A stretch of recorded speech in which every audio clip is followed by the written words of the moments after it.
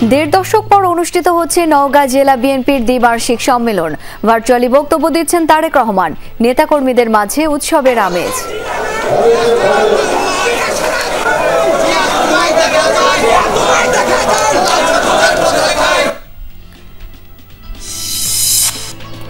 গাজীপুরের সাংবাদিক তুহিন হত্যা মামলায় আসামি শাহজালালের স্বীকারোক্তিমূলক জবানবন্দি। সর্বোচ্চ সাজার দাবিতে বিভিন্ন স্থানে মানববন্ধন।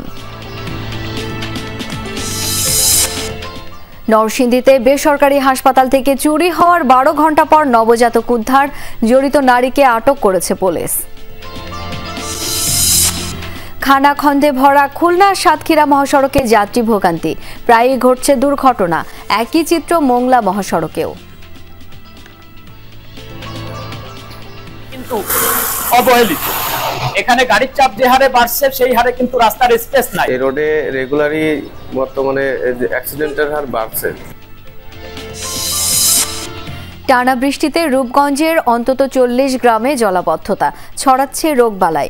জলাধার ভরাট ও অপরিকল্পিত নগরায়নকে দুষছে প্রশাসন। 1 মাস 2 মাস পানি থাকতে লাইমা যেত, এখন দীর্ঘদিন ধরে 3 মাস 4 মাস ধরে আমার এলাকায় পানি। রাস্তায় বাইরে একদিকে একটু যাইয়া হয়তো একটা কিছু আনমু, গরবে আমরা সুবিধা মতন চলমু, এইটাও আমাদের সমস্যা।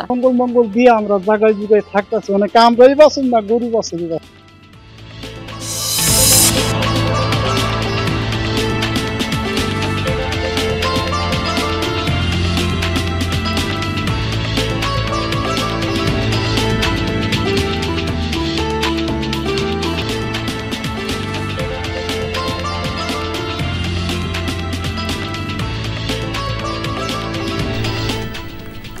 আমন্ত্রণ বিরতিহীন সংবাদ সারা দেশে। আপনাদের সাথে আছি আমি শাওন দত্ত।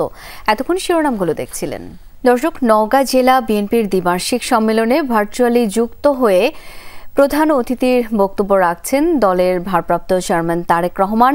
সরাসরি চলে যাচ্ছি তার বক্তব্যে। আগামী ফেব্রুয়ারি মাসে অর্থাৎ আগামী রমজানের আগে এই বাংলাদেশের মাটিতে বাংলাদেশের মানুষের বহু প্রত্যাশিত যে একটি নিরপেক্ষ নির্বাচন, বহু প্রত্যাশিত বাংলাদেশের মানুষের যে রাজনৈতিক অধিকার প্রয়োগের যে হাতিয়ার, সেটি তারা প্রয়োগ করবেন তাদের অধিকার, এবং সেই প্রক্রিয়ার মাধ্যমে বাংলাদেশের মানুষ তাদের ভবিষ্যৎ দেখভালের জন্য, সঠিকভাবে দেখভালের জন্য তারা কাউকে না কাউকে নির্বাচিত করবেন। প্রিয় ভাই বোনেরা, একটি রাজনৈতিক দল হিসাবে, রাজনৈতিক দলের সদস্য হিসাবে অবশ্যই আমাদের প্রত্যাশা থাকবে যে জনগণ আমাদেরকে ইনশাল্লাহ নির্বাচিত করবেন। কিন্তু শুধু নির্বাচিত করলে হবে না। নির্বাচিত ভাই আপনি হয়ে গেলেন ইনশাল্লাহ, বা ইনশাল্লাহ নির্বাচিত আপনি হয়ে যাবেন যদি আপনি জনগণের আস্থা অর্জন করতে পারেন। জনগণের আস্থা, জনগণের বিশ্বাস ধরে রাখার মাধ্যমে, জনগণের আস্থা, জনগণের বিশ্বাস অর্জন করার মাধ্যমে আপনি ইনশাল্লাহ হয়তো জিতে গেলেন। কিন্তু তার পরের বিষয়গুলো কিন্তু আরো গুরুত্বপূর্ণ, তার পরের বিষয়গুলো কিন্তু আরো কঠিন, তার পরের বিষয়গুলো কিন্তু আরো অনেক অনেক বেশি প্রয়োজনীয়। কি সেটি? দেশকে সঠিকভাবে পরিচালনা করা। একটু আগে আমার বক্তব্যে আমি বলেছি আমাদের সামনে অনেকগুলো চ্যালেঞ্জ আছে, অনেকগুলো চ্যালেঞ্জ আছে। কি সেই চ্যালেঞ্জ? একটা দুইটা করে 2-4টাও যদি আপনাদের সামনে, সবাই আপনারা জানেন বিষয়গুলো, সবাই আপনারা এই ঘরে উপস্থিত প্রতিটা মানুষ আপনারা জানেন। আমাদের প্রচুর বেকার আছে সারা বাংলাদেশে, তরুণদের মধ্যে, যুবকদের মধ্যে প্রচুর বেকার আছে। এই শিক্ষিত বেকার হোক, অল্প শিক্ষিত বেকার হোক, এই বেকারদের কর্মসংস্থানের ব্যবস্থা করতে হবে। করতে হবে না আমাদেরকে? করতে হবে। তো আমাদের নদী নালা খাল বিলগুলো শুকিয়ে গেছে। শুকিয়ে যাওয়ার ফলে একদিকে যেরকম কৃষি কাজের জন্য কৃষকের পানির সমস্যা হয়, আবার আরেকদিকে দেখি আমরা অল্প বন্যায় বা অল্প বর্ষা মৌসুমে বৃষ্টি বাদলে অনেক এলাকা বাংলাদেশের ভেসে যায়। পানিগুলো যাবে কোথায়? এই খাল খনন করতে হবে আমাদেরকে, নদী খনন করতে হবে, কৃষিকের জন্যই হোক, পানির জন্যই হোক,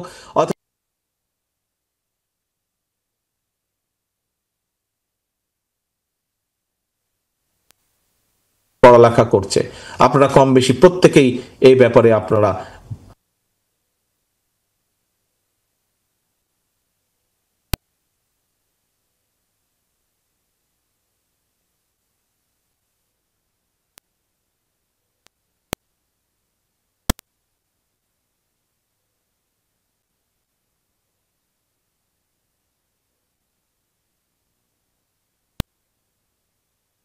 যে আছে, একজন শিশুকে যদি আজ সঠিকভাবে গড়ে তোলা যায়, কাল সে দেশকে সঠিকভাবে গড়ে তুলতে পারবে। কাজে আমাদের এই শিক্ষা ব্যবস্থাকে ঠিক করতে হবে। শিক্ষা ব্যবস্থার কি অবস্থা আপনারা জানেন। প্রিয় ভাই বোনেরা, বাংলাদেশের মানুষের স্বাস্থ্যের ব্যবস্থার পরিবর্তন করতে হবে। বাংলাদেশের মানুষের, ঢাকা শহরে যারা শহরে থাকে হয়তো মানুষ কম বেশি চিকিৎসা পায়, কিন্তু গ্রামে গঞ্জে যেই মানুষগুলা থাকে তাদের এই স্বাস্থ্য সুবিধা থেকে বিভিন্নভাবে তারা বঞ্চিত। এটিকে কিছুটা হলেও আমাদেরকে উন্নত করতে হবে। এরকম আরো অনেকগুলো ব্যবস্থা আছে, শিক্ষা বলেন, স্বাস্থ্য বলেন, কৃষি বলেন। এই চ্যালেঞ্জগুলো আমাদের গ্রহণ করতে হবে। এই বিষয়গুলোর প্রতি আমাদেরকে নজর দিতে হবে, কারণ এইগুলি হচ্ছে মানুষের চাওয়া, এগুলি হচ্ছে মানুষের পাওয়া। এখন ভাই বোনেরা, সহকর্মীবৃন্দ, কেন আমি এই কথাগুলো আপনাদের সামনে তুলে ধরছি এটা আপনারাও বুঝতে পারছেন। কারণ ওই যে প্রথমে বলেছি, বাংলা আপনি যখন যান আপনাকে সে জিজ্ঞেস করে ভাই কি হবে, দেশের কি হবে, অর্থাৎ জনগণ আপনাদের কাছে জানতে চায়, বিভিন্ন পর্যায় থেকে জনগণ জানতে চায়। কারণ জনগণ মনে করে বিএনপি তাদের জন্য কিছু একটা ভালো মন্দ করতে পারবে। আপনি রাজনৈতিক নেত্রী মানুষের কথাই বলেন অথবা নিরপেক্ষ মানুষের কথাই বলেন, প্রত্যেকের একটি আস্থা, কম বেশি আস্থা বিশ্বাস বিএনপির আছে। তারা চায়, তারা প্রত্যাশা করে বিএনপি এই দেশের মানুষের জন্য গঠনমূলক কাজ করবে। কিন্তু এখানে বিরাট একটি কিন্তু আছে প্রিয় ভাই বোনেরা। এই যে বিএনপির যেই প্রত্যাশা, বিএনপির যে পরিকল্পনা, দেশকে সামনে এগিয়ে নিয়ে যাওয়ার, মানুষের জীবনযাত্রা কিছুটা ভালো করার, এই পরিকল্পনা যাতে বাস্তবায়িত না হতে পারে তার জন্য কিন্তু ষড়যন্ত্র চলছে, ধীরে ধীরে তার জন্য ষড়যন্ত্র চলছে। তাই এই পরিকল্পনাকে ভণ্ডুল করে দেওয়ার জন্য, একই সাথে দেশ যাতে গণতান্ত্রিক অবস্থায় ফিরে আসতে না পারে, মানুষের ভোটের অধিকার যাতে বাস্তবায়িত হতে না পারে, সেইটাকেও ভণ্ডুল করে দেওয়ার জন্য কিন্তু বিভিন্ন জায়গায় ষড়যন্ত্র চলছে, ষড়যন্ত্র শুরু হয়েছে। প্রিয় ভাই বোনেরা, সম্মানিত কাউন্সিলর বৃন্দ, আজকে হয়তো এখানকার অনেকেই সেদিন উপস্থিত ছিলেন আমার সামনে। আপনাদের নিশ্চয়ই মনে আছে, এই স্বৈরাচার পালিয়ে যাওয়ার কয়েকদিন পরে, মাস খানেকের মধ্যে আমি আপনাদের সাথে বসেছিলাম, বিভিন্ন জেলার নেতা কর্মীদের সাথে বসেছিলাম, এবং সেখানে আমি সেদিন বলেছিলাম যে আমাদের মধ্যে অনেকেই ভাবছেন আরে ভাই একটি প্রতিপক্ষ তো মাঠে নেই, কাজেই আগামী নির্বাচন কি আর অত কঠিন হবে? আমি তখন বলেছিলাম যে আগামী নির্বাচন বাংলাদেশের ইতিহাসে যত নির্বাচন হয়েছে তার মধ্যে সবচাইতে কঠিন হবে। মনে আছে আপনাদের? আপনাদেরকে বলেছিলাম আমি সেদিন অনেকেই আমার সামনে উপস্থিত ছিলেন আপনারা। প্রিয় ভাই বোনেরা, 1 বছর আগে আমি কথা বলেছিলাম যে অদৃশ্য শক্তি কাজ করছে, বিভিন্ন রকম ষড়যন্ত্র হচ্ছে। দলের ভারপ্রাপ্ত চেয়ারম্যান তারেক রহমান কথা বলছিলেন, সরাসরি সেখানে ছিলাম আমরা। ফেব্রুয়ারিতে জাতীয় নির্বাচন হওয়া নিয়ে সংশয় প্রকাশ করেছেন গণ অধিকার পরিষদের সভাপতি ও ডাকসুর সাবেক ভিপি নুরুল হক নূর। রাজশাহী বিশ্ববিদ্যালয়ে বিভিন্ন রাজনৈতিক সংগঠনের নেতৃবৃন্দের সাথে মতবিনিময় সভায় অংশ নেন তিনি। বলেন, দেশি বিদেশি প্রেক্ষাপট ও রাজনৈতিক দলগুলোর বিভাজনের কারণে এই সংশয় তৈরি হয়েছে। বিশ্ববিদ্যালয়গুলোতে ছাত্র সংসদ নির্বাচনের বিষয়ে নূর বলেন, এবার যদি নির্বাচন না হয় তাহলে আগামী 3 দশকেও তা হবে না। হল পর্যায়ে রাজনীতি চান না বলেও মত জানান তিনি। ছাত্র সংগঠনগুলোর বোঝাপড়ার মাধ্যমে ক্যাম্পাসে রাজনীতি চর্চা অব্যাহত থাকবে এমন আশাবাদ জানান নুরুল হক নূর। শক্তিগুলোর মধ্যে যে প্রচন্ড বিভাজন, এখন তো আমরা যারা আছি সবাই আমরা গণ অভ্যুত্থানের পক্ষের শক্তি বলছি, সেই শক্তিগুলোর মধ্যে যে প্রচন্ড বিভাজন, তো এই বিভাজন যদি জারি থাকে তাহলে আর কিচ্ছু লাগবে না। এই বিভাজনই নির্বাচন পেছানোর জন্য এবং নির্বাচনকে অনিশ্চিত করে দেওয়ার জন্য যথেষ্ট। গাজীপুরে সাংবাদিক আসাদুজ্জামান তুহিন হত্যা মামলায় আসামি শাহজালাল স্বীকারোক্তিমূলক জবানবন্দি দিয়েছে। দুপুরে মেট্রোপলিটন আদালত 3-এ তার জবানবন্দি রেকর্ড করা হয়। 2 দিনের রিমান্ড শেষে 7 আসামিকে আদালতে হাজির করে পুলিশ। নতুন করে রিমান্ডের আবেদন না করায় আসামিদের কারাগারে পাঠানোর আদেশ দেন আদালত। বৃহস্পতিবার রাতে চান্দানা চৌরাস্তা এলাকায় প্রকাশ্যে কুপিয়ে হত্যা করা হয় দৈনিক প্রতিদিনের কাগজের গাজীপুরের সাংবাদিক তুহিনকে। পরে সিসি ক্যামেরার ফুটেজ পর্যালোচনা করে বিভিন্ন স্থান থেকে 7 জনকে গ্রেপ্তার করে আইন শৃঙ্খলা বাহিনী। এদিকে গাজীপুরে সাংবাদিক তুহিন হত্যার প্রতিবাদে আজও দেশের বিভিন্ন স্থানে মানববন্ধন হয়েছে। দুপুরে যশোরের প্রেস ক্লাবের সামনে সাংবাদিক তুহিন হত্যার প্রতিবাদে মানববন্ধন হয়। সেখানে বক্তারা বলেন, আজ অবধি সাংবাদিকের উপর নির্যাতন বা হত্যার অসংখ্য ঘটনার কোনোটিরও বিচার হয়নি। অবিলম্বে তুহিন হত্যায় জড়িতদের আইনের আওতায় এনে বিচারের দাবি জানান তারা। মানববন্ধনে জেলার প্রিন্ট ও ইলেকট্রনিক মিডিয়ার সাংবাদিকরা অংশ নেন।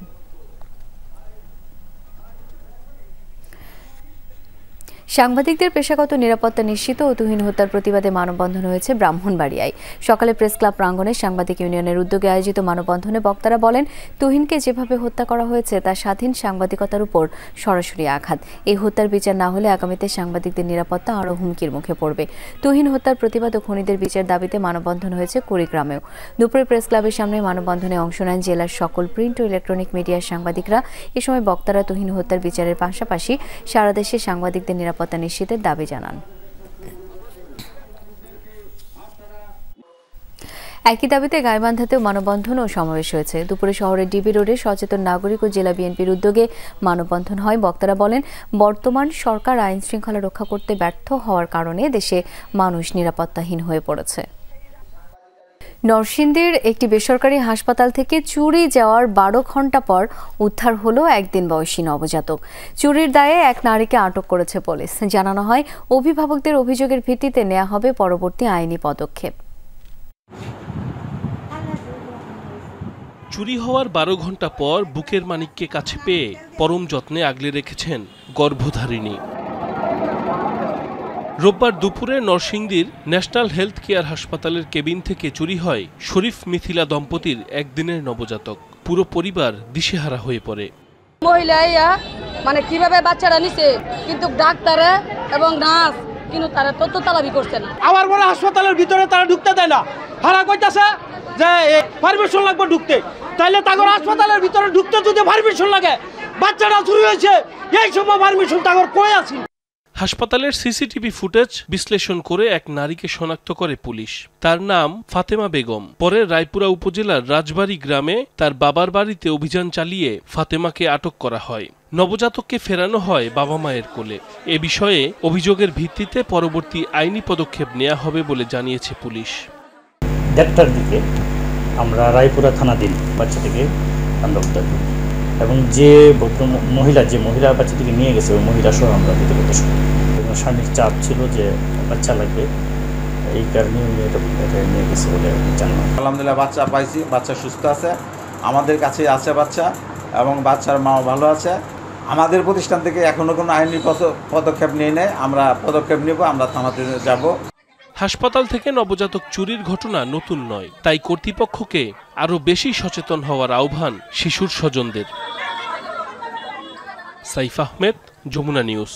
স্বাস্থ্য খাতে অব্যবস্থাপনার প্রতিবাদে আজও বরিশাল কুয়াকাটা মহাসড়কে বিক্ষোভ করে শিক্ষার্থী ও স্থানীয়রা। গেল কদিনের মতো সকাল থেকেই নগরীর নাথুল্লাবাদে অবস্থান নেয় তারা। এতে বন্ধ হয়ে যায় যান চলাচল। লাগাতার অবরোধে নাকাল নগরবাসী ও দূরপাল্লার যাত্রীরা। ভোগান্তি দূর করতে শহরের ভেতর দিয়ে বাস চলাচলের বিকল্প ব্যবস্থা করে প্রশাসন। আন্দোলনকারীদের অভিযোগ, দীর্ঘদিন ধরে সরকারি হাসপাতালে সিন্ডিকেটের কারণে চিকিৎসা পায় না সাধারণ মানুষ। হয়রানি ভোগান্তির শিকার রোগী ও স্বজনরা। 2 সপ্তাহ ধরে কর্মসূচি পালন করলেও কর্তৃপক্ষের কোনো তৎপরতা দেখা যাচ্ছে না। স্বাস্থ্য খাতে অনিয়ম বন্ধ না হওয়া পর্যন্ত ব্লকেট কর্মসূচি চলবে বলেও হুঁশিয়ারি দেয় আন্দোলনকারীরা।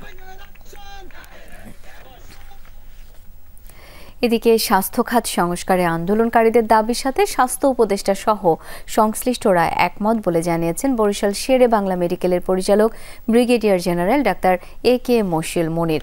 সকালে হাসপাতালের সভাকক্ষে আয়োজিত সংবাদ সম্মেলনে তিনি বলেন, আন্দোলনকারীদের দাবিগুলো নিয়ে আগে থেকেই কাজ শুরু হয়েছে। চিকিৎসক, নার্স সহ বিভিন্ন নিয়োগ প্রক্রিয়া সম্পন্ন করতে সময় লাগবে। 1 থেকে 3 মাসের মধ্যে বেশিরভাগ দাবি পূরণ হবে। তিনি আরও বলেন, কিছু সমস্যা স্থানীয়ভাবে এবং কিছু জাতীয়ভাবে সমাধান করতে হবে। 4 জন ডাক্তার এরই মধ্যে নতুন পদায়ন হয়েছে, তবে স্বাস্থ্য উপদেষ্টার আন্দোলন স্থলে হাজির হওয়া প্রসঙ্গে কোনো কিছু জানাতে পারেননি শেরে বাংলা পরিচালক।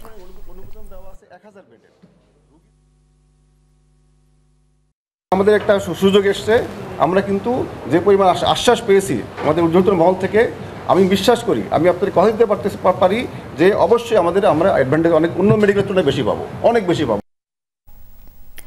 2 দিনের মধ্যে ছাত্র সংসদ নির্বাচনের রোডম্যাপ ঘোষণা সহ 10 দফা দাবি জানিয়েছে রংপুরের রোকেয়া বিশ্ববিদ্যালয়ের শিক্ষার্থীরা।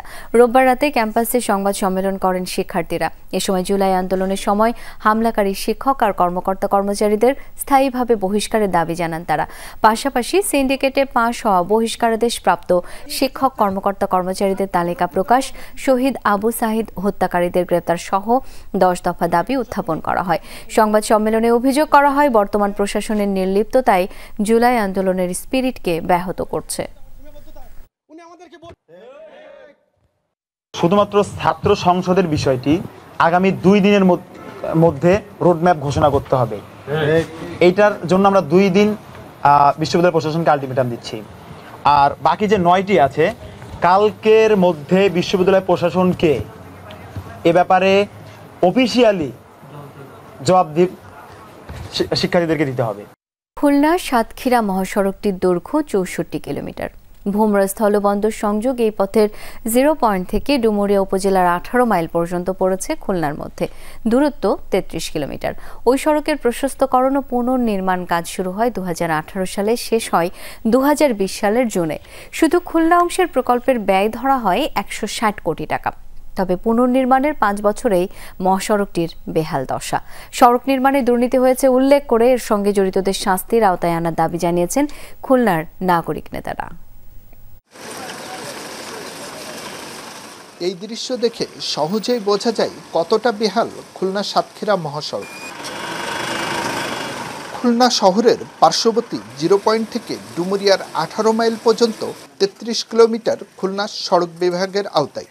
এর মধ্যে 0 পয়েন্ট থেকে কৈয়া পর্যন্ত প্রায় 5 কিলোমিটার একেবারেই চলাচলের অনুপযোগী। ভরে গেছে খানাখন্দ আর ছোট বড় গর্তে। বৃষ্টিতে পানি জমে পরিণত হয়েছে মরণ ফাঁদে। এখান থেকে একদম চুকনগর পর্যন্ত আধা ঘন্টা রাস্তা, আসতে আমাদের 2 ঘন্টা লাগে। খুবই খারাপ অবস্থা, এখানে গাড়ি উল্টে যায়, অটো রিক্সা ভালো মতো চলতে পারে না। গাড়ির পিছনে 2000 টাকা খরচ করতে হয়, তাহলে আমরা চলবো কি করে? পেট চালাবো না গাড়ি ছাড়বো? 24 কিলো ভাঙ্গা ভাই, এই রাস্তার ভিতরে গাড়ি চালান জানে। 5 বছর আগেই পুনর্নির্মাণ করা হয়েছে মহাসড়কটি। প্রতি কিলোমিটারে ব্যয় হয় প্রায় 5 কোটি টাকা, অথচ এখনই বেহাল। যানবাহন চলাচলে কিছু জায়গায় ইটের সোলিং করে দেওয়া হয়েছে, তবে তাতে কমছে না দুর্ভোগ। সরকার কোনো উদ্যোগ নিচ্ছে না, গাড়ি চালাইতে খুব কষ্ট হচ্ছে, যে কোনো সময় পাতি ভাঙে, মানে একটা না একটা ক্ষতি হচ্ছেই। প্রেগনেন্সি কোনো মহিলা যদি এখানে আসে তাহলে মনে হয় না যে সে স্বাভাবিকভাবে যেতে পারবে ফিরে।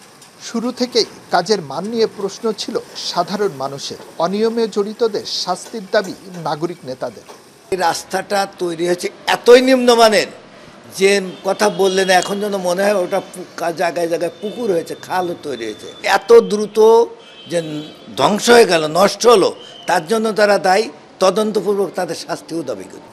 সড়ক বিভাগের দাবি, পুনর্নির্মাণের পর আগের চেয়ে মহাসড়কে বেড়েছে গাড়ি চলাচল, ভোমরা স্থলবন্দরের পণ্যবাহী ভারী যানবাহনেরও। এতে সংস্কারের কয়েক বছরের মধ্যেই এমন হাল হয়েছে।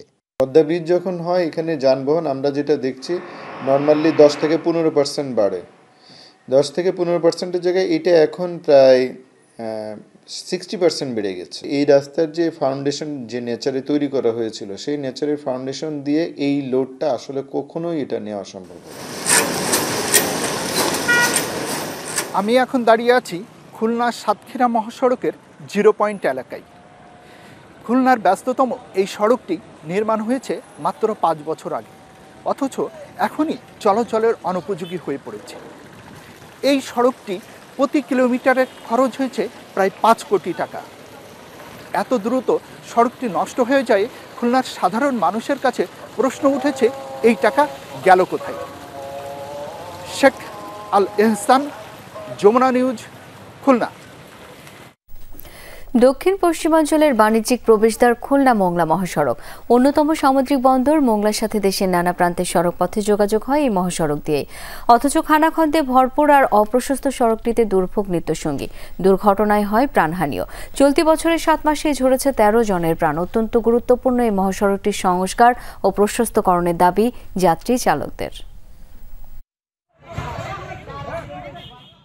নিয়ন্ত্রণ হারিয়ে মহাসড়ক থেকে ছিটকে দুর্ঘটনার কবলে প্রাইভেট কার। সজোরে গিয়ে বাড়ি খায় রাস্তার পাশে গাছে, কখনো আবার বাস ট্রাক মুখোমুখি সংঘর্ষ। এমন দৃশ্য অচেনা নয় খুলনা মোংলা মহাসড়কে চলাচলকারীদের। 12 জুলাই ঠিক এমনই এক দুর্ঘটনায় প্রাণ যায় শিক্ষার্থী কায়সান কবিরের। রাজধানীর এমআইএসটিতে সুযোগ পেয়েও কখনো ক্লাস করা হয়নি তার। 27 জুলাই তার ওরিয়েন্টাল প্রথম ক্লাস, ইচ্ছা ছিল বাবা ছেলে ওরিয়েন্টাল ক্লাসে অংশগ্রহণ করবো।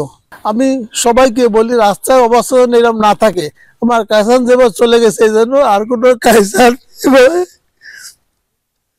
না যায়। হাইওয়ে পুলিশের তথ্য বলছে চলতি বছরে 7 মাসেই খুলনা মোংলা মহাসড়কে 30টি দুর্ঘটনায় প্রাণ গেছে 13 জনের। গেল বছরও সড়কে প্রাণ হারায় অন্তত 21 জন। চালক যাত্রীদের মতে সড়ক জুড়েই খানাখন্দ আর অপ্রশস্ত রাস্তার কারণেই প্রতিনিয়ত দুর্ঘটনার সাক্ষী হয় এই মহাসড়ক। এই রোডে রেগুলারই বর্তমানে অ্যাক্সিডেন্টের হার বাড়ছে। তার কারণ হচ্ছে ওভারটেকিং প্লাস আপনার যে রাস্তারও অবস্থা তেমন ভালো না। অথচ শুধু সামুদ্রিক বন্দরই নয়, সুন্দরবন থেকে শুরু করে রামপাল বিদ্যুৎ কেন্দ্র অথবা খান জাহান আলী বিমানবন্দরের অবস্থান এই পথ ধরেই। পদ্মা সেতু উদ্বোধনের পর বেড়েছে গাড়ির চাপও। সড়ক সংস্কারের পাশাপাশি মহাসড়কটি 4 লেনে উন্নীত করার দাবি যাত্রী চালকদের। কামজট ইজি বাইক মাইন্ড অটো ব্যান্টান দিয়ে তাতে এই লাইনে 4 লাইনে প্রয়োজন, ডেলি অ্যাক্সিডেন্ট ঘটে। 17 বছর ধরে এই রাস্তাটি কিন্তু অবহেলিত। এখানে গাড়ির চাপ যে হারে বাড়ছে সেই হারে কিন্তু রাস্তার স্পেস নাই। হাইওয়ে পুলিশের মতে শুধু বেহাল সড়ক নয়, দুর্ঘটনার জন্য দায়ী চালকদের অসাবধানতাও। তবে সড়ক প্রশস্ত সহ দ্রুত সংস্কারের পরামর্শ এই কর্মকর্তারও। মহাসড়কে যে অ্যাক্সিডেন্টগুলো হচ্ছে তার বেশিরভাগ কারণ হচ্ছে এখানে আপনার 2 লেনে গাড়ি যাতায়াত রয়েছে। এখানে যদি 4 লেন হতো তাহলে কিছুটা হলেও দুর্ঘটনার সংখ্যা হ্রাস পেত। তারপরে পাশে আপনি ডিভাইডার, রাস্তার মাঝখানে ডিভাইডার নেই। খুলনা মোংলা মহাসড়কে ছোট বড় মিলিয়ে প্রতিদিন প্রায় 2000 যান চলাচল করে। হুমায়ুন রশিদ, যমুনা নিউজ। দুর্নীতির কারণে শেখ হাসিনা থেকে শুরু করে বায়তুল মোকাররমের খতিবকে পর্যন্ত পালাতে হয়েছে বলে মন্তব্য করেছেন দুদক চেয়ারম্যান আব্দুল মোমেন। বলেছেন এই মুহূর্তে দুর্নীতি পুরোপুরি নির্মূল করা না গেলেও কমানো সম্ভব। সকালে জয়পুরহাট জেলা শিল্পকলা একাডেমিতে গণশুনানির সময় কথা বলেন তিনি। দুদকে থাকা কর্মকর্তা কর্মচারী এমনকি চেয়ারম্যানের সম্পর্কেও খোঁজ নেওয়া দরকার বলেও মন্তব্য করেন আব্দুল মোমেন। দুদক চেয়ারম্যান বলেন, নিজ সন্তানের কাছে দুর্নীতিগ্রস্ত প্রমাণ হওয়ার যে লজ্জার কিছু নেই। প্রত্যেকে আন্তরিক হলে দুর্নীতি কমে আসবে বলে মনে করেন তিনি। গণশুনানিতে হাসপাতাল, চিনিকল, এলজিডি ও ভূমি অফিস সহ 33টি সরকারি বেসরকারি প্রতিষ্ঠানের বিরুদ্ধে 67টি অভিযোগ তুলে ধরেন স্থানীয়রা। দুর্নীতি একেবারে নির্মূল হয়ে যাবে এই মুহূর্তে আমি এটাও মনে করি না। গ্র্যাজুয়ালি আমাদের সেই পথে আসতে হবে এবং আপনারা যদি চান, আপনারা যদি কন্ট্রিবিউট করেন, কেন হবে না?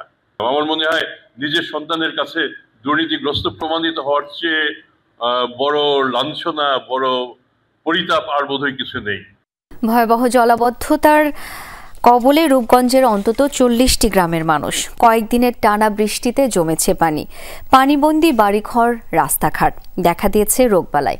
স্থানীয় প্রশাসন বলছে জলাধার ভরাট করে শিল্পায়ন ও অপরিকল্পিত নগরায়নের কারণে সরছে না পানি। জলাবদ্ধতা নিরসনের চেষ্টা চলছে।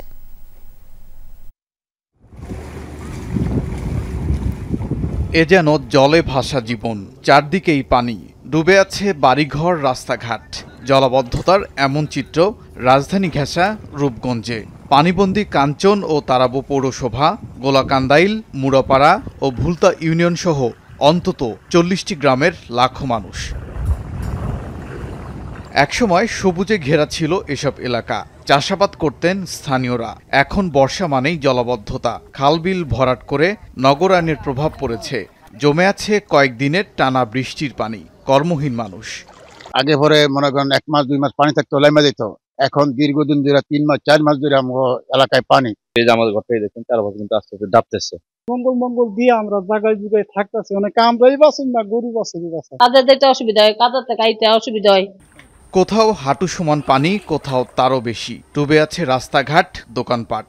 কারো কারো ঘরের ভেতরেও পানি। নেই বাজারঘাট, জ্বলছে না চুলা। দেখা দিয়েছে বিশুদ্ধ পানির সংকট। বন্ধ শিক্ষা প্রতিষ্ঠান।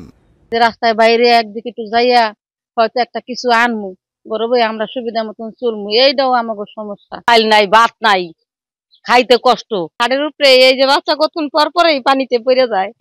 আশপাশেই কলকারখানা, মিশেছে বর্জ্য মিশ্রিত পানীয়, দুর্গন্ধে অতিষ্ঠ মানুষ, ছড়িয়েছে চর্মসহ নানা ধরনের রোগবালাই। পানির জন্য আমাদের বিভিন্ন প্রকার রোগবালাই হচ্ছে। তারপরে এই যে পানির ভিতরে মানুষ যাতায়াত করতে পারতেছে না। বৃষ্টিটা আমাদের জন্য একটা গজব হয়ে দাঁড়াইছে, কেননা বৃষ্টি এলে পানিটা সরতে পারছে না। মেশিন বসানোর কথা, কিন্তু মেশিন এখনো বসে না, ঠিক আছে। কোনো সরকারি লোক সহযোগিতা বা আশা দেখবে কোনোই নাই, পুরো এলাকায় পানি।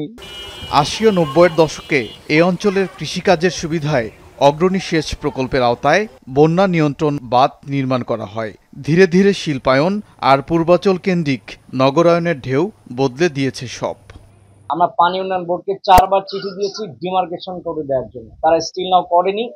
বাট এখন আমরা এলাকাবাসীকে সাথে নিয়ে, আমরা যেহেতু জানি যে কোন লাইনে ছিল খালটি, সেই লাইন ধরে আমরা আবার নিজেরাই খনন করব। 12টা প্রতিষ্ঠানকে আমরা আইডেন্টিফাই করে তাদেরকে চিঠি দিয়েছি যে আপনাদের কিছু অবৈধ স্থাপনা আছে, অথবা আপনাদের হয়তো কোনো প্রতিষ্ঠানে কিছু অংশ আমাদের খালে চলে এসেছে, এই ধরনের চিঠি দিয়েছি, আপনি একটু সরাই ফেলেন অথবা আমরা উচ্ছেদে যাব।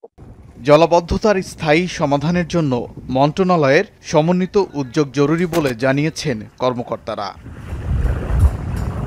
ওবায়দুর রহমান, যমুনা নিউজ। গেল কয়েক বছর পাটের বাজার দর কমে যাওয়ায় লোকসান গুনতে হয়েছে মেহেরপুরের পাট চাষিদের। মৌসুমের শুরুতে বেশি থাকলেও পরবর্তীতে পাটের দাম পড়ে যাওয়ায় লোকসানের মুখে পড়ে। চলতি বছরও শুরু হয়েছে পাট কাটা। বর্তমানে পাটের বাজার দর রয়েছে ৩৫০০ টাকা থেকে ৪০০০ টাকা পর্যন্ত। তবে দর নিয়ে শঙ্কায় রয়েছেন অনেকে। সোনালী আঁশের দেশ বাংলাদেশ। একসময় দেশের প্রধান রপ্তানি পণ্য ছিল পাট। শিল্প বিপ্লব, পলিথিনের আগ্রাসন এবং বৈশ্বিক বাজারের পরিবর্তনে পাট হারিয়েছে তার পুরনো গৌরব। তবু আজও দেশের বিভিন্ন অঞ্চলে পাট চাষ করছেন হাজারো কৃষক। চলতি মৌসুমে বিঘা প্রতি জমিতে পাট চাষে খরচ হচ্ছে 10 থেকে 15,000 টাকা। পাট কাটা শুরু হলেও জলাশয়ের অভাবে জাগ দিতে হিমশিম খাচ্ছে মেহেরপুরের চাষিরা। এছাড়াও বেড়েছে জমির লিজ ও লেবার খরচ। গেল কয়েক বছর ধরে ন্যায্য মূল্য না পাওয়ায় লোকসানের সংখ্যায় রয়েছেন চাষিরা।